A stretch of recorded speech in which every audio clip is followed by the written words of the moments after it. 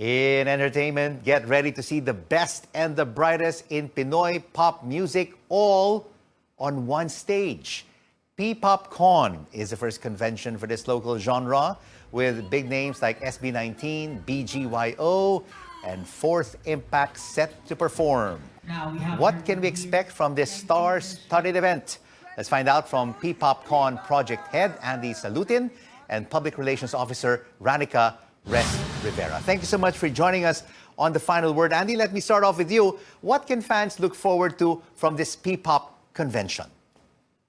Yes, of course, Sir Rico. The 2022 PPOPCON is a two-day event happening this April 9 and 10, and we prepared a lot for the audiences. So we have fan booth activities, official PPop merchandise selling, games and raffle draws, and of course, performances from the PPop artists at the New Frontier Theater and to be topped off by a concert at the Rhanica Restrivera. Wow, the big dome. That will be a huge concert. Maybe close to 20,000 of our PPop fans will be attending that performance. So, Rhanica, tell us, who are some of the big name artists performing? So we have a total of 16 groups performing. We have Dion, we have Calista, we have G22, we have Arus, we have Daydream, we have PPop Generation, we have Kaya and Vision performing at the New Frontier Theater. We also have 8 artists performing at Smart Arena at the Coliseum, which are first one. We also have Press It Play, Alamat, we have Fourth Impact, BYO, MNL48, of course we have SB19. So again, a total of 16 groups performing for the love of their fans and for the love of Pinoy pop music. So, Andhie, tell us, what do you hope to achieve from this PPop convention? So for this, the PPop convention, where we actually wanted to, elevate the PPop industry and help the community to build and support. This is just not for the fans, but also for, the artists and everyone who wanted to help the industry. Mm-hmm. And I'm just really curious, no, Rhanica, you basically rifled away all the participants in this PPop convention, the concerts at New Frontier and the Big Dome. I wonder why so many groups? Why only groups? Why don't we have individual PPop entertainers and performers? Well, actually, Sir Rico, what we wanted to do now, we have a lot of PPop groups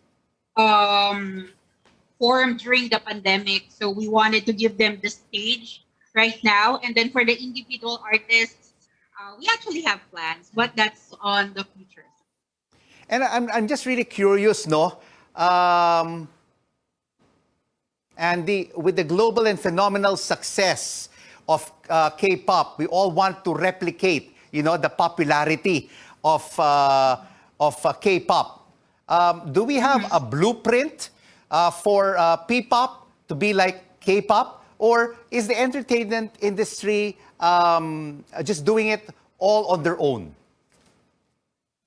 Well, actually, sir, for the PPop now is generally it has a great potential in breaking through the international music scene because we see, the passion and the drive of all the PPop groups in producing and exporting quality music, contents for the audiences, and of course, their growing fans who's actually great, making great efforts to promote their respective groups. And, so with all of the factors combined, like artists, events, a great for the people.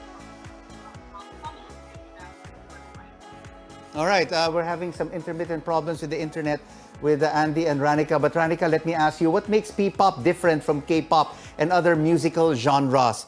And, I can see a little bit of similarities with the look, no, of a lot of our P-pop groups looking like K-pop groups.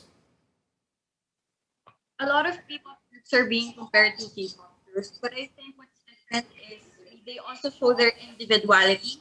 For example, we have Alamat, who shows their diverse cultures. So even though everybody is Filipino, they have their own their songs.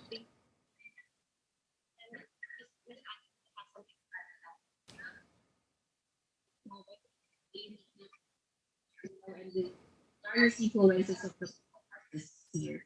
And of course, we've seen over the past year, no, especially during the pandemic, SB19 has been a global phenomenon. What about the other groups, both boy groups and girl groups? Will they also be given the opportunity to perform overseas?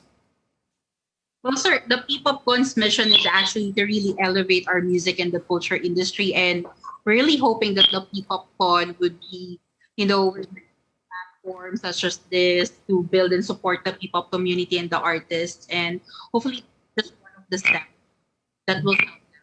But as we've seen during the pandemic, of artists who already gained their international fans because they've been active on the online scene as well. And how many more years are we going to be giving P-pop before it can match the success of K-pop? Well, with the rise of P-pop, there's a lot of P-pop groups already being formed. So let's just give it a few years. Why not?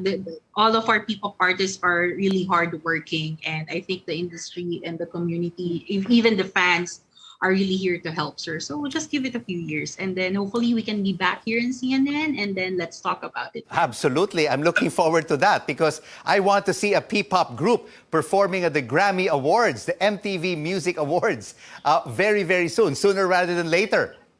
Andhie, Rhanica. Yes, sir. Let's manifest that. We're manifesting that. I don't think it's a yeoman's job. Filipinos really have a lot of talent, and I'm sure we will be there very, very soon. Thank you so much for joining us, and good luck with your project and the concerts. Andhie Salutin, PPOPCON Project Head, and Rhanica Restrivera, PPOPCON Media Coordinator.